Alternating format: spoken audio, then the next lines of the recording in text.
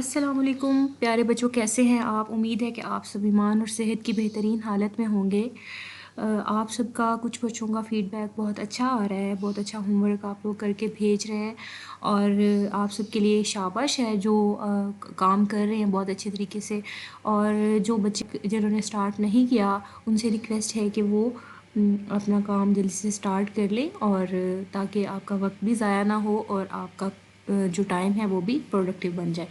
तो आज का हमारा जो SLO है वो है is the meaning of the word and phrases in the text compare with the dictionary meaning to understand the contextual meaning. तो हमने क्या करना है, जो हम एडिशनल एक्सरसाइज में वर्ड्स और फ्रेजेस दिए गए हैं उनमें हमने क्या करना है, उनके डिक्शनरी मीनिंग तलाश करने हैं और हमने क्या करना है, उनके कॉन्टेक्चुअल मीनिंग्स हमने देखने हैं। डी पार्ट तक हमने इसको सॉल्व कर लिया था और अब आज आपका इसमें है हमारे पास ई पोर्शन। ई पोर्शन में क्या है हमारे पास, फिल इन द ब्लैंक्स हैं विद सूटेबल प्रपोजिशंस। ठीक है, प्रपोजिशंस लगा के जो सूटेबल होगा वो आपने इसको सॉल्व करना है। जैसे in, of, to, toward, out, over, ये सारे जो हैं ये हमारे पास प्रपोजिशंस होते हैं और जो भी हमारे पास सूटेबल होगा वो हमने इन ब्लैंक्स में लगाना है, इसको सॉल्व करना है। और सेकंड जो एफ पार्ट है उसमें क्या है, use the following words in sentence. ठीक है, हमने वर्ड्स दिए गए हैं और हमने इसके सेंटेंस बनाने हैं, तो ये भी आपने बहुत अच्छे तरीके से याद करना है। तो सबसे पहला हमारे पास है पास थ्रू, गुजरना। We pass through the crowd, हम हजूम में से गुजर गए। लेट, खिलाफ वर्जी करना। इनसिक्योर, गैर महफूज। सिक्योर होता है ना महफूज, और इनसिक्योर क्या हो गया, गैर महफूज। मेजोरिटी, अक्सरियत। अनफॉर्चुनेटली, बदकिस्मती से। और इसका सेंटेंस क्या है, अनफॉर्चुनेटली ही वॉज किल्ड।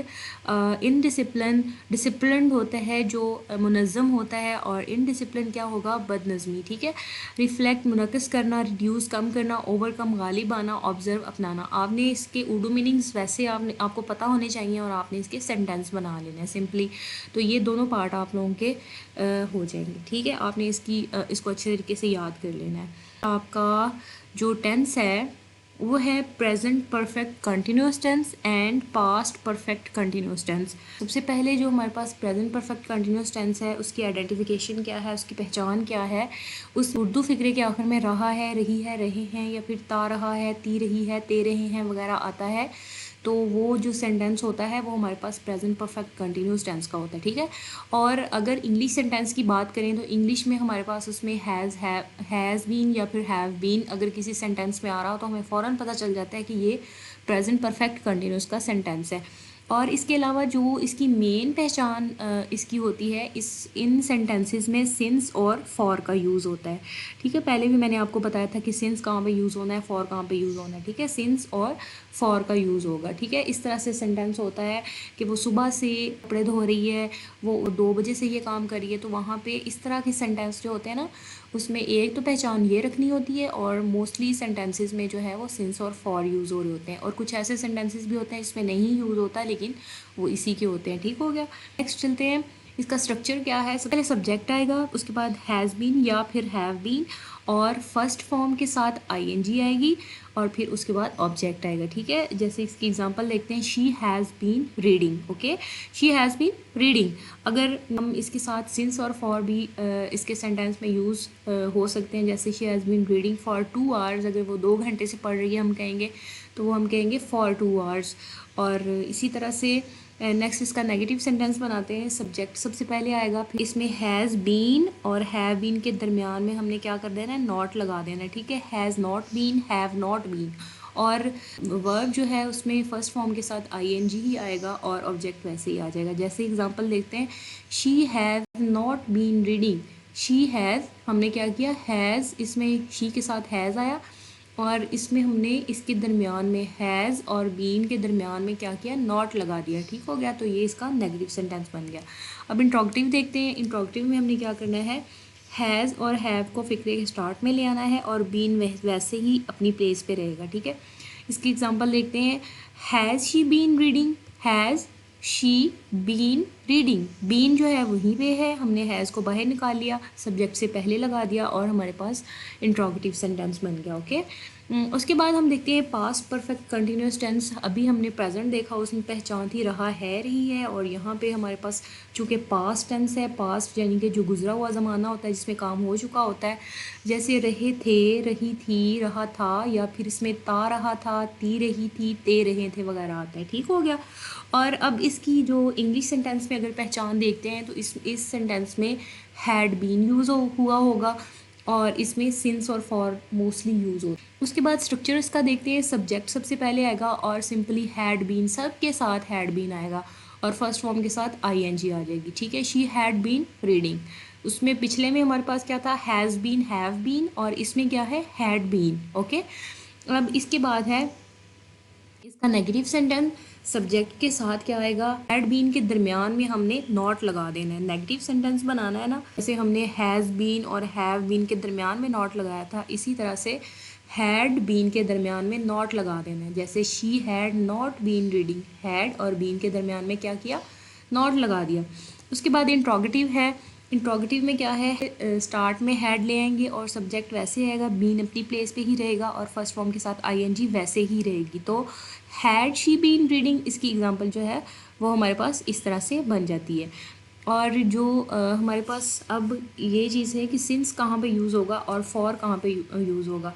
तो सिंस जो है वो हमारे पास पॉइंट ऑफ टाइम के लिए यूज़ होता है कि कब से जो है वो काम हो रहा है, और फॉर जो है वो हमारे पास ड्यूरेशन के लिए यूज़ होता है कि कितनी देर से जो है वो काम हो रहा है। ठीक है, अब ये देखें, I have been studying since morning. Since क्यों आया, ये मैं बता रहा हूँ कि मैं कब से पढ़ रहा हूँ। ठीक है, और she has been working since 2020, कब से काम कर रही है वो, 2020 से। इसी तरह से they had been playing since 5 AM। तो ये सारे जो है हमारे पास सिंस के सेंटेंसेस हैं। और अगर हम देखते हैं फॉर के लिए, तो for I have been studying for 2 hours, 2 घंटे से मैं पढ़ रही हूँ। ठीक है, कितनी देर आ गई इसमें। ठीक हो गया। टेंस में मैंने पर ट्रिक मैंने आपको बताई थी कि फार जो है वहाँ पे इस्तेमाल होगा जहाँ पे किसी चीज़ की गिनती हो सकती है, जैसे कि 2 घंटे से, 4 घंटे से, 5 साल से। तो जहाँ पे गिनती हो सकती है वहाँ पे हमने सिंपली क्या करना है, फॉर लगा देना है।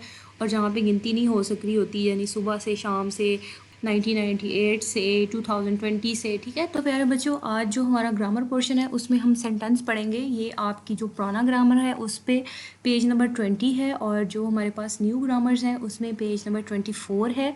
और ये जो हमने फिगर ऑफ स्पीच कल पढ़े थे, बिल्कुल उससे नेक्स्ट पेज पे ये सेंटेंस है। ठीक है, तो सेंटेंस में सबसे पहले हम क्या देखेंगे, सेंटेंस किस तरह से बनता है, सेंटेंस होता क्या है, फ्रेजेस क्या होते हैं, क्लॉजेस क्या होते हैं, इसके अलावा सब्जेक्ट और प्रेडिकेट क्या होता है, वर्ब क्या होता है, ऑब्जेक्ट क्या होता है, ये सारी चीज़ें आज हम इसमें देखेंगे। तो सबसे पहले हमारे पास लेटर्स हैं। बच्चों, पहले एक बात ज़हन नशीन कर लें कि आपने इस यहाँ से इस चीज़ों के सारे रूल्स पढ़ के इसके कॉन्सेप्ट लेने हैं। कॉन्सेप्ट लेके हमारे पास जो फिर MCQs पोर्शन, इसके हमारे पास एक्सरसाइजेज आएंगी, फिर हम आपने उसको प्रैक्टिस करना है, क्योंकि आपके पेपर में तो MCQs टाइप ही क्वेश्चंस आएंगे। तो जहाँ पे आपको कहा जाएगा कि लेटर कौन सा है, इसमें वर्ड कौन सा है, तो फिर आप उसको ईजिली पहचान सकते हैं। ठीक है, तो हम सबसे पहले लेटर देखते हैं क्या होता है। A written or printed sign represented as sound in speech. A से लेके ABCD, यहाँ से लेके हमारे पास जो X Y और Z तक हमारे पास जो कितने अल्फ़ाबेट्स हमारे पास हैं, 26 अल्फ़ाबेट्स हैं। इनके पास हमारे पास ये जो 26 अल्फ़ाबेट्स की साउंड्स हैं, इनको हम कहते हैं लेटर्स। ओके, यहाँ पे यही डेफिनेशन उसने बताई है कि हमारे पास जो चीज़ें जो है वो रिप्रेजेंट कर रही होती हैं, या फिर साइन होता है किसी चीज़ का, या फिर साउंड होती है। ठीक है, तो इस सेंटेंस मेकिंग जो स्टार्ट होती है वो लेटर्स से स्टार्ट होती है। पता होगा तो आगे हम सेंटेंस बना सकेंगे। ठीक है, जैसे कि अगर कोई ऐसी लैंग्वेज आपके पास आती है जिसका आपको बिल्कुल भी नहीं पता होता, जैसे कोई चाइनीज़ लैंग्वेज आ जाती है, या फिर सिंधी आ जाती है, या फिर पश्तो आ जाती है, जब तक आपको उसके अल्फ़ाबेट्स का का नहीं पता होगा, उसके लेटर्स का नहीं पता होगा, आप नेक्स्ट उसकी साउंड तो आपको आएगी लेकिन आपको उसकी समझ नहीं आएगी कि ये क्या कहा जा रहा है। ठीक है, तो इसी तरह से इंग्लिश में सेंटेंस मेकिंग के लिए जो हमारे पास अल्फ़ाबेट्स होते हैं या फिर लेटर्स होते हैं, वो हमारे पास ये 26 साउंड्स होती हैं। अच्छा जी, उसके बाद हमारे पास क्या है, वर्ड्स। अब वर्ड्स क्या हैं? When two or more letters are joined it became a word. It is a single unit of language which means something spoken or written. ठीक है, इसमें क्या है, जब दो या दो से ज़्यादा हरूफ इकट्ठे किए जाएँ तो लफ्ज़ बनता है. इनको जब बोला या लिखा जाए तो ज़बान का एक यूनिट होता है जो मफहूम रखता है, जैसे गो, गॉड, लाई, लाइक. अच्छा, अब दोबारा इसको देखें. ये हमारे पास क्या थे? ये हमारे पास थे लेटर्स. Letters, okay. अब इसके बाद अगर हम देखते हैं लेटर्स के बाद वर्ड्स कैसे बनाने हैं, इन्हीं में से ये जो हमारे पास अल्फ़ाबेट्स हैं या फिर लेटर्स हैं, इन्हीं को अगर हम कोई वर्ड बना लें, जैसे BAT. ठीक है, इसमें 3 साउंड्स हमारे पास आ रही हैं इन्हीं लेटर्स की. ठीक है, ये हमारे पास क्या बन गया? एक वर्ड बन गया. ठीक हो गया, इसको हम क्या कहते हैं? वर्ड. एक और वर्ड बनाते हैं. ठीक है, ये क्या बन गया हमारे पास? CAT, cat. तो वर्ड्स वो वाले बना सकते हैं हम जिसका कोई ना कोई मीनिंग होता है. अब हम बनाएं TSGH. अब ये क्या? ये भी एक वर्ड बन रहा है. ठीक है, हमने क्या कहा कि जब हम डिफरेंट लेटर्स को मिलाते हैं तो वर्ड बनता है, लेकिन उसका कोई मीनिंग होना चाहिए. अब ये TSGH, ये भी एक वर्ड बन रहा है, हमने मिलाना ही है ना अल्फ़ाबेट्स को, लेकिन इसका कोई मीनिंग नहीं है. तो जो हमारे पास वर्ड होता है वो क्या होता है? कॉम्बिनेशन ऑफ लेटर्स, और उसका मीनिंग होना चाहिए प्रॉपर. ठीक है, तो ये इस चीज़ का कोई मीनिंग नहीं है, तो ये हमारे पास कोई वर्ड नहीं है. इसी तरह से और वर्ड बना लेते हैं. ये हमारे पास एक वर्ड है. इसके अलावा और कोई बना लेते हैं वर्ड, जैसे कि डॉग है. ठीक है, तो इन सब की क्या है? मीनिंग है. इसके अलावा टॉप है, किसी चीज़ का टॉप जिसको हम बोलते हैं, तो इन सब की मीनिंग है. तो ये ग्रुप ऑफ लेटर्स और इसके बाद इसके मीनिंग्स हैं, तो ये हमारे पास क्या आ जाते हैं? वर्ड्स आ जाते हैं. अच्छा जी, उसके बाद है सेंटेंस कैसे बनता है? A sentence of words that express a statement, a question और an order. अल्फाज का मजमुआ जो कि ख़बर, सवाल या हुक्म बयान करे. अब सिंपली हम कहेंगे सेंटेंस क्या होता है?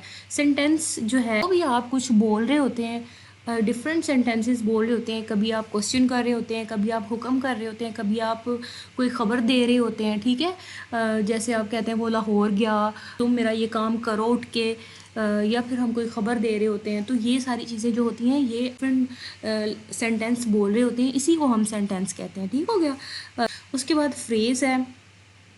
फ्रेज़ में क्या है? A set of words which has definite meaning when used together. It is a part of sentence and helps in making a sentence.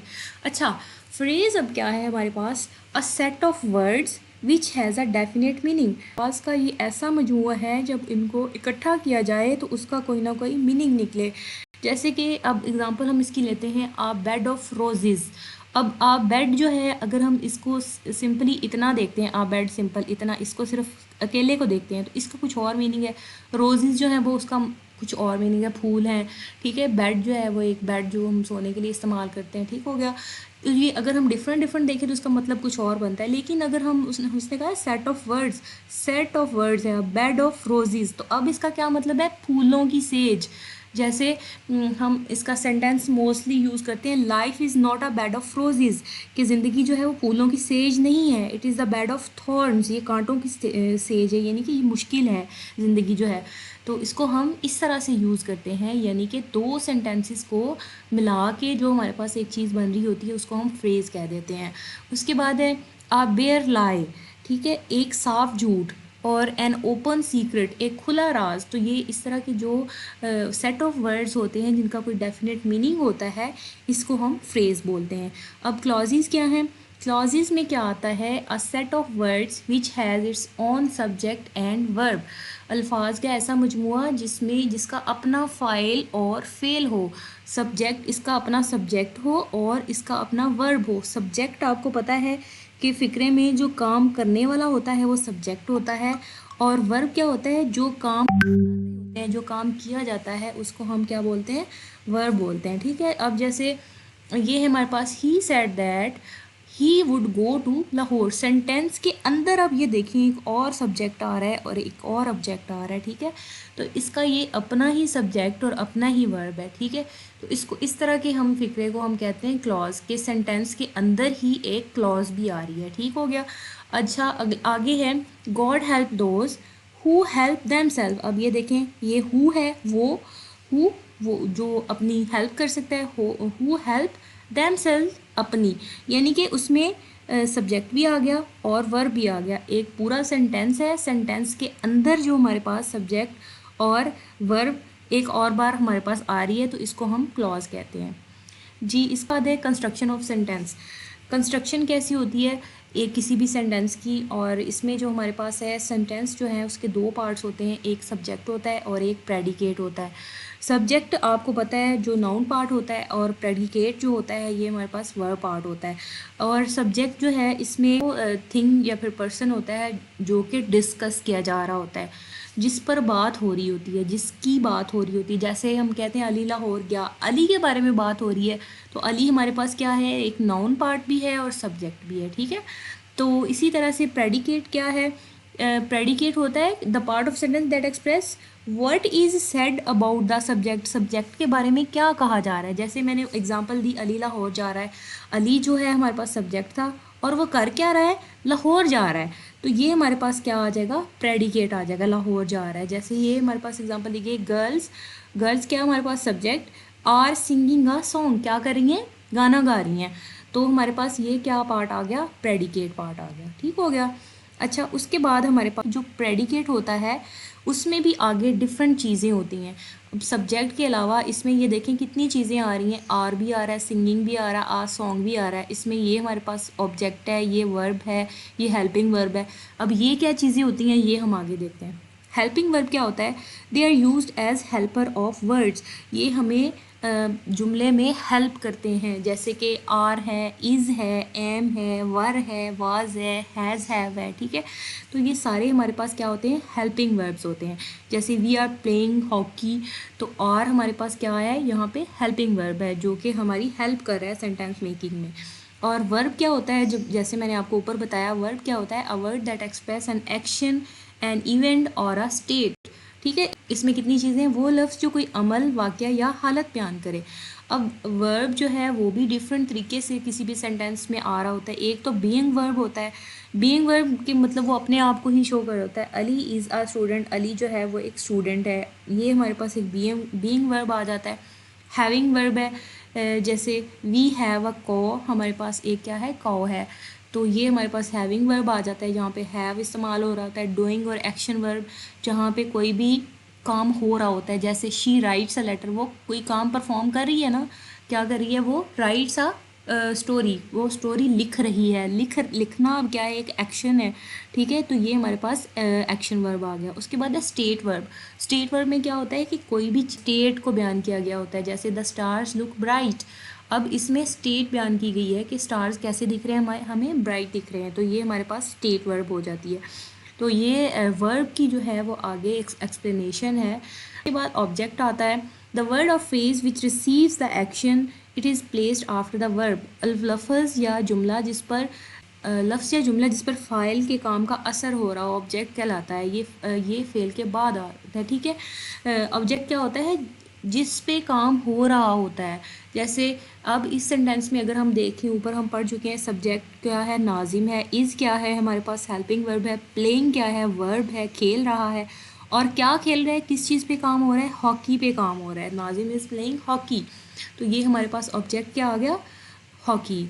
उसके बाद अगर हम अगला सेंटेंस देखें, he is writing a book, अब ही इसमें क्या है, सब्जेक्ट है। अब इस तरह से आप डिफरेंट सेंटेंसेस ले सकते हैं और उसमें बता सकते हैं कि आपके पास सब्जेक्ट कौन सा है, हेल्पिंग वर्ब कौन सा है, इसमें वर्ब कौन सा है और ऑब्जेक्ट कौन सा है। अब यहाँ पे किस पे काम हो रहा है, बुक पे काम हो रहा है, बुक लिखी जा रही है।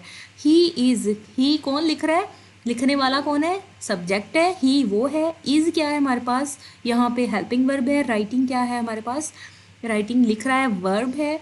एंड ये हमारे पास ये वाली एक्शन वर्ब थी, ठीक है। बुक मफूल, ये हमारे पास ऑब्जेक्ट है। और आपने इसका उर्दू मीनिंग भी याद रखना है, जो हमारे पास सब्जेक्ट होता है उसको हम फ़ाइल कहते हैं, जो हमारे पास वर्ब होता है उसको फ़ेल कहते हैं, और ऑब्जेक्ट को मफूल कहते हैं, ठीक है। ये चीज़ें भी आपने याद